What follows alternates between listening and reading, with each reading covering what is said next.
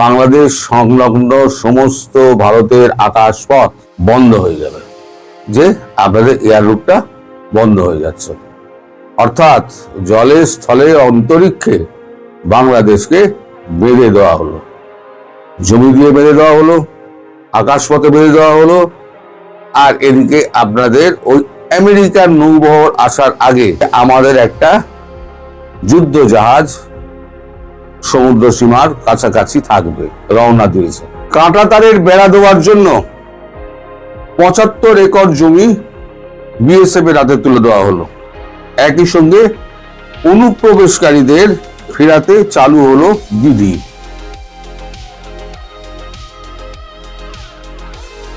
মানে এগুলো অনেক আগেই আমি বলেছিলাম, এখন ধীরে ধীরে কাগজে বেরোচ্ছে, তাই আমি এটা দেখিয়ে দিলাম যে আমার পূর্ব খবরের সত্যতা কতটা। তো যাই হোক, কয়েকজন আমায় লিখেছেন যে আপনি কি খবরের কাগজ পড়ে সাংবাদিকতা করেন?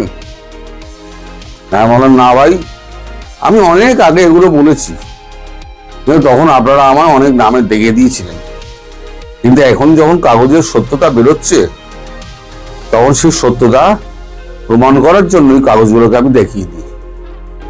আমি এই অবৈধ অনুপ্রবেশকারীর যে জন্য বিধি চালু হচ্ছে সেটাও বলেছিলাম, কাঁটাতারের বেড়া দেওয়ার জন্য জমি দেওয়া হবে, বিএসএফ এর ডিজিকে ডেকে পাঠানো হয়েছে সেটাও বলেছিলাম। এই দুদিন আগের ভিডিওতেই বলেছিলাম, নবান্নে ডাকা হয়েছে। তা আমি যেগুলো বলি একটু আগে বলি, পরে কাগজে বেরোয়। এই যে আমি বলছি ডিসেম্বরের মধ্যে শেখ হাসিনা ফিরবেন, এখন শেখ হাসিনা হঠাৎ করে এরকম কাগজ ইন্টারভিউ দিচ্ছেন কেন? আরো একটা খবর আপনাদের দিয়ে রেখে দিই, আগাম মনে করে রাখবেন, আমি আগাম দিচ্ছি আপনাদের। সেটা হচ্ছে বাংলাদেশ সংলগ্ন সমস্ত ভারতের আকাশপথ কিছুদিনের জন্য, কিছুদিনের মধ্যে বন্ধ হয়ে যাবে। এটা কাঁটাতারের বেড়াটা কমপ্লিট হওয়া অবধি অপেক্ষা করবে, তারপরেতে এটিকে বন্ধ করে দেওয়া হবে। আগে নিজেদের প্রস্তুতিটা, ঘরের প্রস্তুতি শেষ করা হচ্ছে, তারপর যা হয় হবে। কি হবে তা আমি এখন বলতে পারবো না, আগামী বলতে পারবো না, তবে কিছু একটা হবে, নাহলে এত প্রস্তুতি কেন? এখন অনেকে আমায় লিখেছে যে আকাশপথ বন্ধ হলে আপনাদের অসুবিধা হবে। আমাদের অসুবিধা একটাই, সেটা হচ্ছে ত্রিপুরা যাওয়া। এখন খবরটা পেলাম কি করে? এই পুরো খবরটা আমার কাছে দুদিন ধরে ঘুরে বেড়াচ্ছিল। কালকে আমি ডিরেক্টর জেনারেল অফ সিভিল এভিয়েশনে এক বন্ধুকে ফোন করেছিলাম। তিনি আমাকে গাই গুই করে বললেন যে হ্যাঁ, এরম একটা জিনিস হতে পারে, তার ইঙ্গিত পাওয়া যাচ্ছে না। কিরাম ইঙ্গিত? না, যে সমস্ত রুট গুলো আছে, যারা ওই রুটে কলকাতা ত্রিপুরা চালায়, সেই সমস্ত এয়ারলাইন্স গুলোকে জানিয়ে দেওয়া হয়েছে যে আপনারা রুট পরিবর্তন করে অসম হয়ে আপনারা ত্রিপুরা পৌঁছান, যথাশীঘ্র সম্ভব আপনারা রুট পরিবর্তন করুন। একই জিনিস ডিজিসিএ কে বলা হয়েছে। এখন ডিজিসি এর কাজ হচ্ছে, আর এয়ারলাইন্স এর কাজ হচ্ছে, এয়ারলাইন্স কোম্পানিগুলোর কাজ হচ্ছে, ডিজিসি এর কাজ হচ্ছে রুটকে পরিবর্তন করা।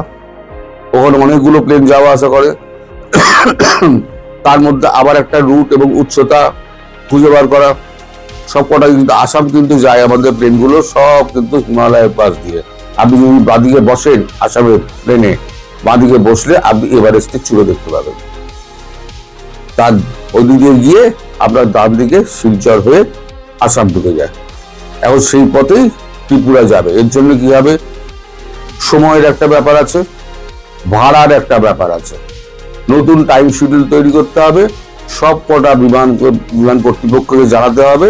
তারা আগাম প্রস্তুতি নিয়ে এইবারেতে ভাড়া ঠিক করে তাদের ওয়েবসাইট সমস্ত চেঞ্জ হবে, টিকিটের দাম পরিবর্তন হবে। এই একটা বিরাট ব্যাপার, তাই আগে থেকে এগুলোকে জানিয়ে দেওয়া হয়েছে। এখন তার থেকে আমার মনে হলো, হঠাৎ কাঁটাতারের বেড়া, তারপরে জমি ৭৫ একর জমি দেওয়া, অনুপ্রবেশ বিধি চালু করা, এবং খুব শীঘ্রই এনআরসিও চালু হবে। অনেক আগে বলে রেখে দিচ্ছি, আজকে আবার বলে দিলাম। তো এরপরে যেটা হবে আন্দাজ করতে পারছি আমি, এবং আমার আন্দাজ সঠিকভাবে প্রমাণিত হবে যে আপনাদের এয়ার রুটটা বন্ধ হয়ে যাচ্ছে। অর্থাৎ জলে, স্থলে, অন্তরিক্ষে বাংলাদেশকে বেঁধে দেওয়া হলো, জমি দিয়ে বেঁধে দেওয়া হলো, আকাশপথে বেঁধে দেওয়া হলো। আর এদিকে আপনাদের ওই আমেরিকার নৌবহর আসার আগে শোনা যাচ্ছে যে আমাদের একটা যুদ্ধ জাহাজ সমুদ্র সীমার কাছাকাছি থাকবে, রওনা দিয়েছে। বিক্রম বা ত্রিশূল কিছু একটা হবে, যুদ্ধ জাহাজ, এবং দুটো আপনার নিউক্লিয়ার সাবমেরিন ওই দিকে রওনা দিয়েছে, চট্টগ্রাম বিমানবন্দরের দিকে। অতএব জলে, স্থলে, অন্তরিক্ষে বাংলাদেশকে বেঁধে ফেলার একটা পরিকল্পনা ভারত করে ফেলেছে, যাতে কোনো দিক দিয়ে কেউ না পালাতে পারে। তারপর কি হবে সে তো ভগবানই জানে, সেটা আর আমি বলতে পারবো না। তবে এই ঘটনাটি যে ঘটতে যাচ্ছে সেটা আজকে আমি বলে রেখে দিলাম। পরে আবার বলবেন না কাগজে বেরিয়েছে, আপনি আবার দেখাচ্ছেন, তার মানে কি আপনি কাগজ পড়ে খবর করেন? আমি কাগজটা পড়ি তখনই, মানে নিজের, মানে ওই যে পূর্বের কথাটা প্রমাণিত হচ্ছে দেখানোর জন্যই আমি কাগজটা দেখাই। মানে শেখ হাসিনা ডিসেম্বরের মধ্যে ফিরবেন, এই কথাটা আমি এত আগে বললাম কি করে? তখন তারপরেও বলেছি শেখ হাসিনা ডিসেম্বর অব্দি হয়তো অপেক্ষা করতে হবে না, তার আগেই হয়ে যাবে। এই যা চিরবিরানি দেখছি, এত লাফালাফি কেন? আমার দেশে আমি কাঁটাতারের বেড়া দিচ্ছি, বাংলাদেশের লোকেদের এত লাফালাফি কেন? আসলে চোরাচালানটা বন্ধ হয়ে যাবে, অনুপ্রবেশটা বন্ধ হয়ে যাবে। এখানে যে চাকরি করে চোরাচালান অনুপ্রবেশ করে, তার তো অর্থ যায়। এখান থেকে যে মালগুলো নিয়ে গিয়ে বেচে, সেটা বেশি দামে বেচে, তার তো অর্থ যে বেচছে তার কাছে যাচ্ছে। এইগুলো সমস্ত বন্ধ হয়ে যাচ্ছে বলে গায়ের এত তীব্র জ্বালা। প্রত্যেকটা দেশই, আপনি তো আপনার দেশটা আপনি কাঁটাতারের বেড়া দিন না, কি মানা করছে আপনাকে? আপনার সীমান্তে যদি আপনি কাঁটাতারের বেড়া দেন, আপনাকে কেউ বারণ করবে? কেউ বারণ করবে না। আপনার জমিতে পাঁচিল দিয়ে আপনি দিতেই পারেন, বারণ দিচ্ছে।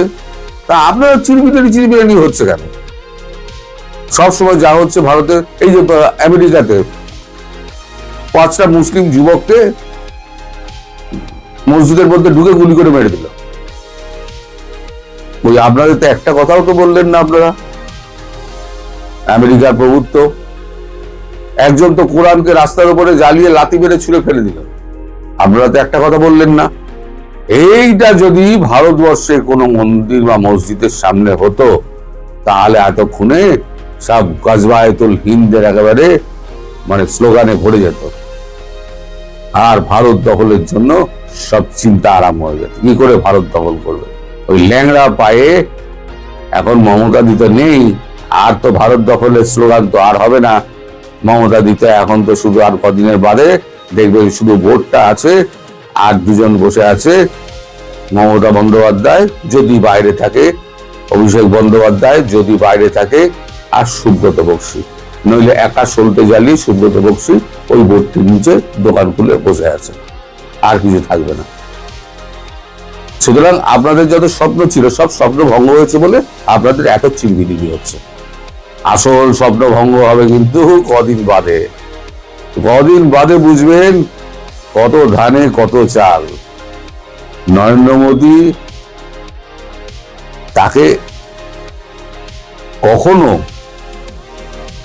আপনি ভাববেন না সে অত্যন্ত সহনশীল।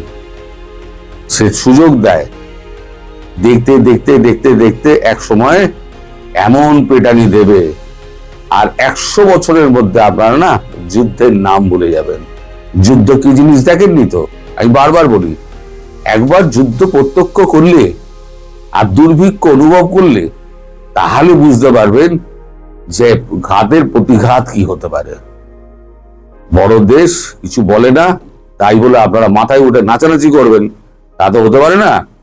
সুতরাং এই যারা বৈষম্য বিরোধী আছে, যারা বিএনপি আছে, যারা এনসিপি আছে, তাদের কাছে আমার স্বনির্বন্ধ অনুরোধ, ভাই এখন থেকে চেপে যা, নাহলে পরে ভবিষ্যতে অনেক অসুবিধা আছে।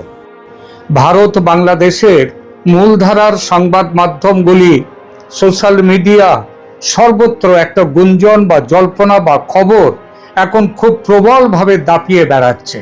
খবরটি হলো, বিতাড়িত প্রধানমন্ত্রী আগামী 6 মাসের মধ্যে, মানে June, July, August, September, October, November, তো অক্টোবর নভেম্বর মাসের মধ্যে তিনি দেশে ফিরছেন। এই সংবাদে কেউ খুশি, কেউ ভীত, কেউ খুব আনন্দিত, কেউ ভীষণ চিন্তিত।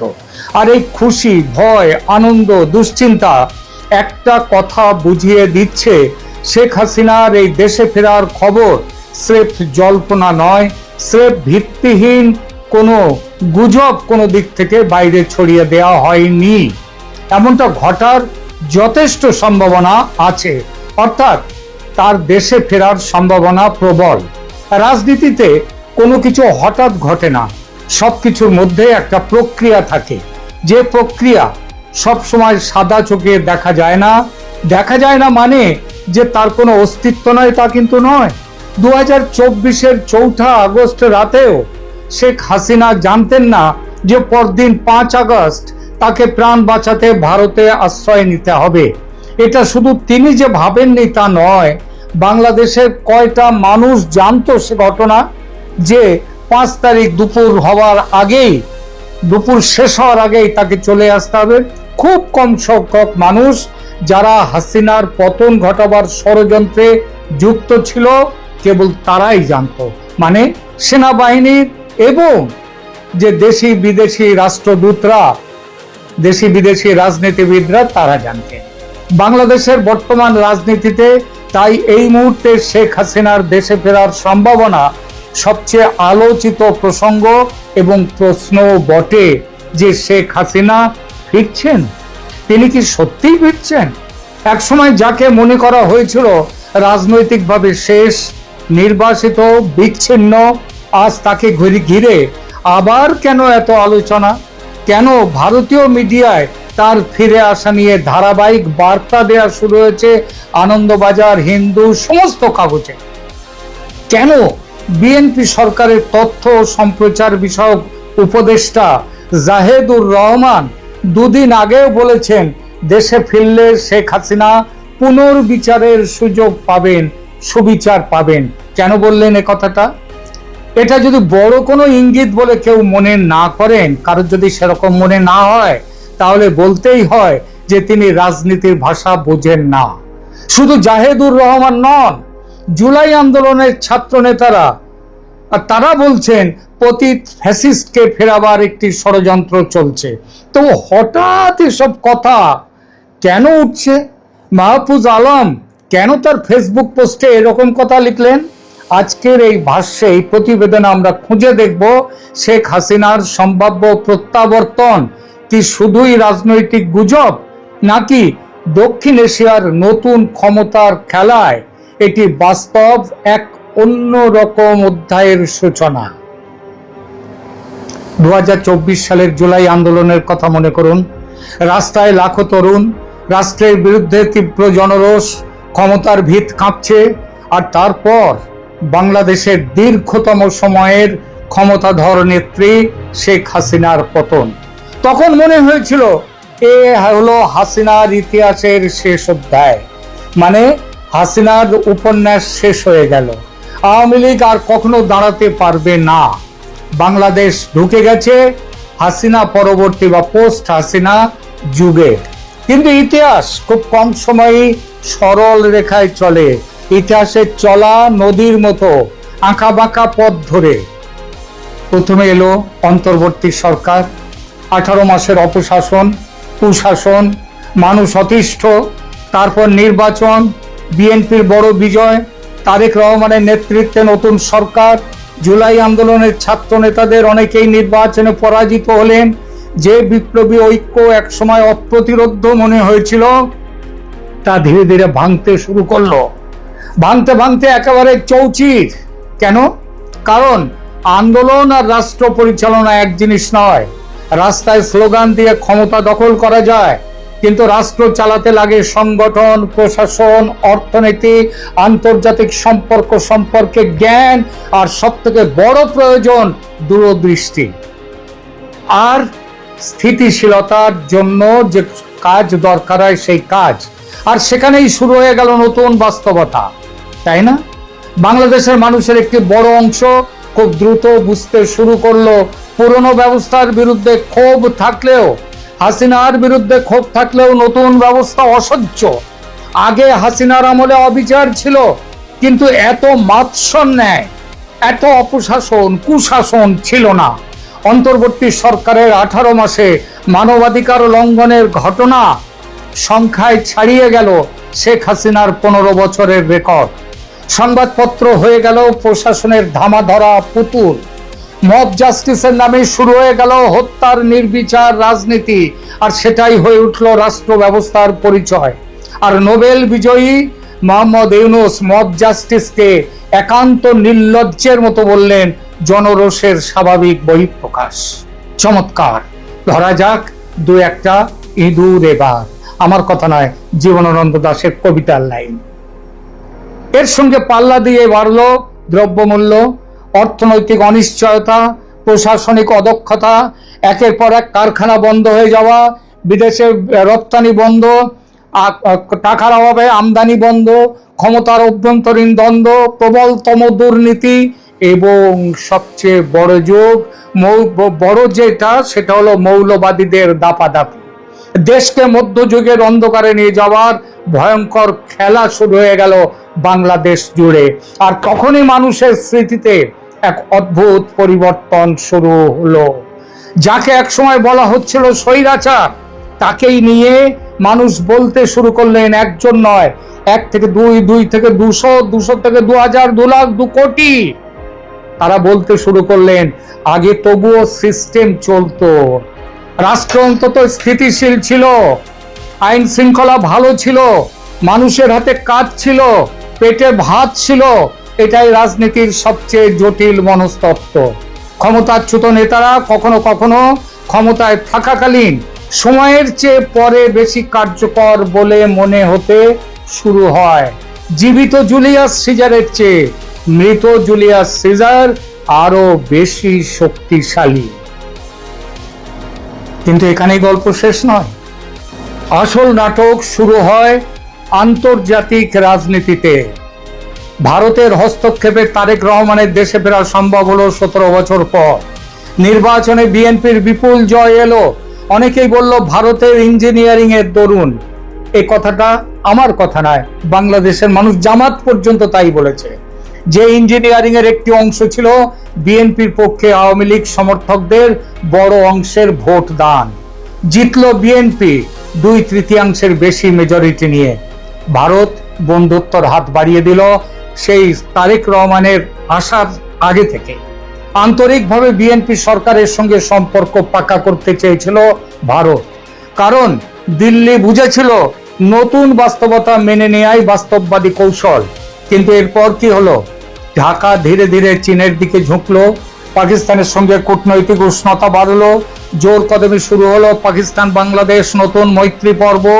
ভারত নির্ভরতা ছেড়ে বাংলাদেশ মাল্টি অ্যালাইনমেন্ট নীতির দিকে যাচ্ছে, এই বার্তা স্পষ্ট হতে থাকলো। ভারতের কাছে এটি শুধু কূটনৈতিক বিষয় নয়, বাংলাদেশ ভারতের উত্তর পূর্বের নিরাপত্তা, বঙ্গোপসাগরীয় কৌশল এবং আঞ্চলিক প্রভাবের কেন্দ্রবিন্দু। দিল্লি অতএব ভাবতে বাধ্য হলো তারেকের বর্তমান সরকার ভারতের কৌশলগত স্বার্থের বিরুদ্ধে গিয়ে চীন পাকিস্তানের ঘনিষ্ঠ যদি হয়, যেটা হচ্ছে, তাহলে ভারতের সামনে বিকল্প কি? তারেকের বিকল্পটা কি? আর ঠিক তখনই আবার দৃশ্যপটে ফিরে আসতে শুরু করলেন প্রবলভাবে শেখ হাসিনা। ভারত বুঝলো বাংলাদেশে একমাত্র বিশ্বাসের জায়গা আওয়ামী লীগ, একমাত্র বিশ্বাসের পাত্রী শেখ হাসিনা।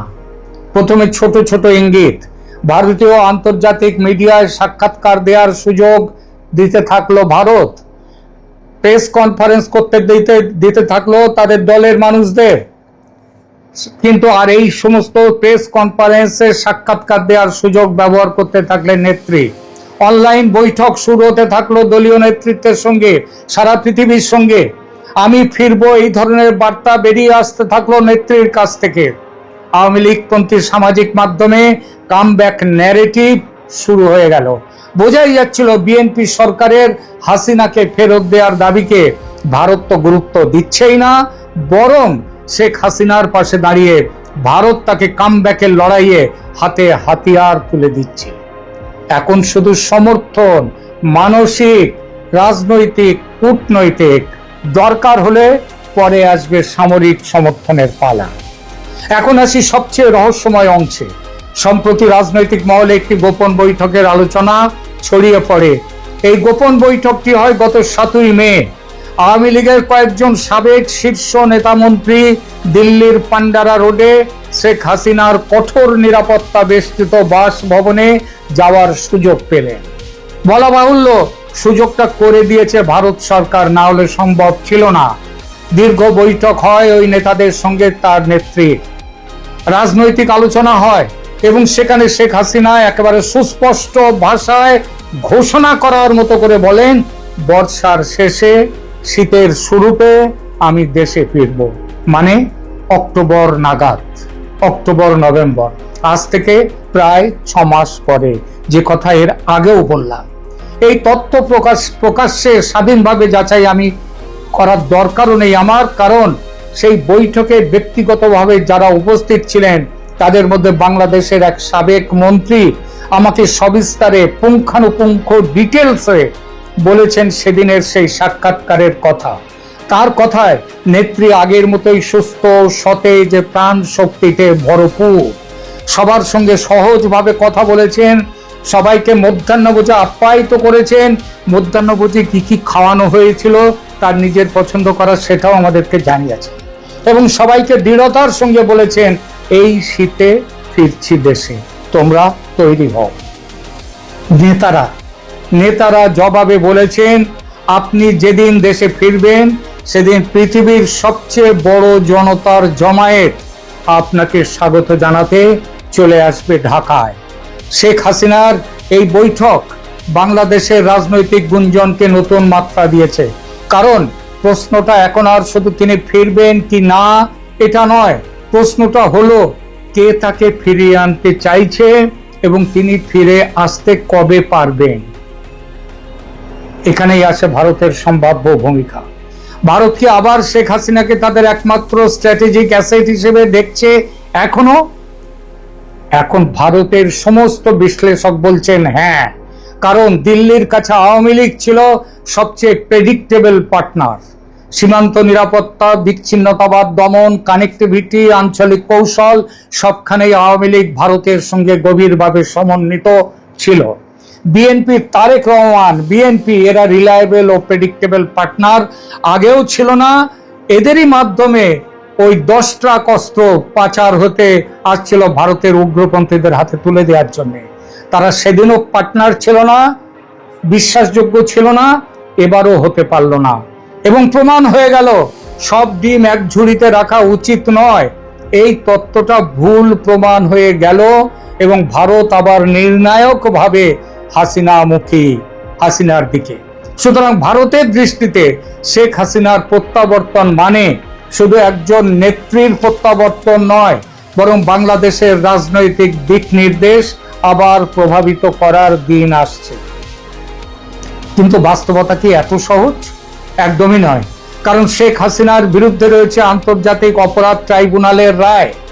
দেশে ফিরলে তার জেল হতে পারে ফাঁসির দড়ি, অত সহজ নয়। এটা জেনে রেখে দেবেন, ভারত থাকতে শেখ হাসিনাকে ফাঁসির দড়িতে ফাঁসি কাটে ঝোলাবার ক্ষমতা পৃথিবীর কোনো শক্তির নেই, বলে দিলাম, লিখে নেবেন। সুতরাং জেলে পাঠাক আর যেখানেই পাঠাক না কেন, হাসিনা এবার ফিরবেন।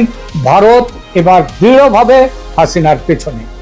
দেশের মানুষের একটি অংশ এখনো বলা হচ্ছে নাকি তার বিরুদ্ধে ক্ষুব্ধ ছিল, নিশ্চয়ই ছিল, কিন্তু তাদের সংখ্যা কমে আসছে, বিপুলভাবে কমে আসছে। রাষ্ট্রযন্ত্রের ভেতরে বিভাজন আছে এবং তারাও বিরোধিতা করবে হাসিনার। এবং সবার উপরে আঙ্কেল স্যাম আমেরিকা, ট্রাম্প সাহেবের চীন দৌত্য ব্যর্থ হয়ে গেছে। পাকিস্তানের কাছ থেকে পাওয়ার কিছু নেই এখন। ফলে আমেরিকার ভারতমুখী হওয়া ছাড়া সামনে কোনো পথ নেই। আর ভারত এই সুযোগ কাজে লাগাতে অনেকটা এগিয়ে গিয়েছে ইতিমধ্যে। এসবের বাইরে জমিনি স্তরে আর একটা বড় ঘটনা ঘটেছে, যার সাথে বাংলাদেশের বিশাল সম্পর্ক। পশ্চিমবঙ্গে জামাতের স্নেহধন্য, জামাতের প্রেমীমত্ত মমতা জমানার পতন ঘটেছে এবং বিজেপি এসেছে ক্ষমতায়। বাংলাদেশের ব্যাপারে একটা চরম সিদ্ধান্ত নেওয়ার পথে বড় বাধা ছিল মমতা বন্দ্যোপাধ্যায়। সেই বাধা এখন দূর হয়েছে। মমতা এখন ইঁদুরের গর্তে ঢুকে গেছে। আগে সিংহের মতো হুঙ্কার দিতেন, সিংহের বাচ্চা হতো চিড়িয়াখানাতে মমতার সৌজন্যে, মানে মমতা তাদেরকে কি বলবো, মমতার সৌজন্যে চিড়িয়াখানায় বাঘের বাচ্চা হচ্ছে, সিংহের বাচ্চা হচ্ছে। সেই বাধা, সেই মমতা বন্দ্যোপাধ্যায় নামক বাধাটি দূর হয়েছে। আগামীতে অনুপ্রবেশকারীদের পুশব্যাক নিয়ে একটা ভীষণ বড় রাজনৈতিক সংঘর্ষ হতে চলেছে ভারত বাংলাদেশের মধ্যে। এর ফলে পঙ্গু হয়ে যাবে, একেবারে পঙ্গু হয়ে যাবে বাংলাদেশের অর্থনীতি। তার ঢেউ লাগবে রাজনীতিতে, পুরো সমাজে। আর তখনই ফিরবেন শেখ হাসিনা। আর সেটি হবে বাংলাদেশের ইতিহাসের সবচেয়ে নাটকীয় এবং ঝুঁকিপূর্ণ রাজনৈতিক প্রত্যাবর্তনগুলোর মধ্যে সবার ওপরে। আর এখানেই সবচেয়ে গুরুত্বপূর্ণ প্রশ্নটি আসে, বাংলাদেশ কি তাহলে পোস্ট হাসিনা এরাতে ঢুকলো, নাকি আবার হাসিনার রিএন্ট্রি, হাসিনার পুনরাবির্ভাব, হাসিনার প্রত্যাবর্তনের যুগটা শুরু হলো? ইতিহাস বলে দক্ষিণ এশিয়ার রাজনীতিতে কোনো নেতাকে শেষ ভাবা বিপজ্জনক। ইন্দিরা গান্ধী ফিরেছিলেন, নওয়াজ শরীফ ফিরেছিলেন, বেনজির ভুট্টো ফিরেছিলেন, এরদোয়ান তুরস্কের তিনিও পতনের মুখ থেকে ফিরে এসেছিলেন। কারণ রাজনীতি শুধু নির্বাচন নয়, রাজনীতি হলো স্মৃতি, রাষ্ট্রযন্ত্র, আন্তর্জাতিক শক্তি এবং ক্ষমতার দীর্ঘ খেলার সমন্বয়। তাই আজ বাংলাদেশের রাজনীতিতে সবচেয়ে বড় রহস্য এটাই, শেখ হাসিনা ফিরে আসছেন। এটা রহস্য নয়, একটা বড় প্রশ্ন এবার, তিনি কবে ফিরছেন, কবে? হয়তো উত্তরটা আমি বললাম পুরোপুরি পরিষ্কার অনেকের কাছে মনে নাও হতে পারে, কিন্তু একটি বিষয় স্পষ্ট, যাকে অনেকেই ইতিহাসের বাইরে চলে গেছেন ভেবেছিলেন, তিনি আবার বাংলাদেশের রাজনৈতিক আলোচনার কেন্দ্রে ফিরে এসেছেন। আর রাজনীতিতে কেন্দ্রে ফিরে আসা মানে কখনো কখনো খেলা শেষ হয়নি, খেলা নতুন ভাবে শুরু হলো। আজকের এই প্রতিবেদন কেমন লাগলো আপনাদের বলবেন, কমেন্ট করে জানাবেন, আর লাইক দেবেন, শেয়ার করবেন বন্ধুদের মধ্যে, এবং এখনো যদি কেউ সাবস্ক্রাইব না করে থাকেন এই চ্যানেল, দয়া করে সাবস্ক্রাইব করুন, পাশে থাকুন। ধন্যবাদ।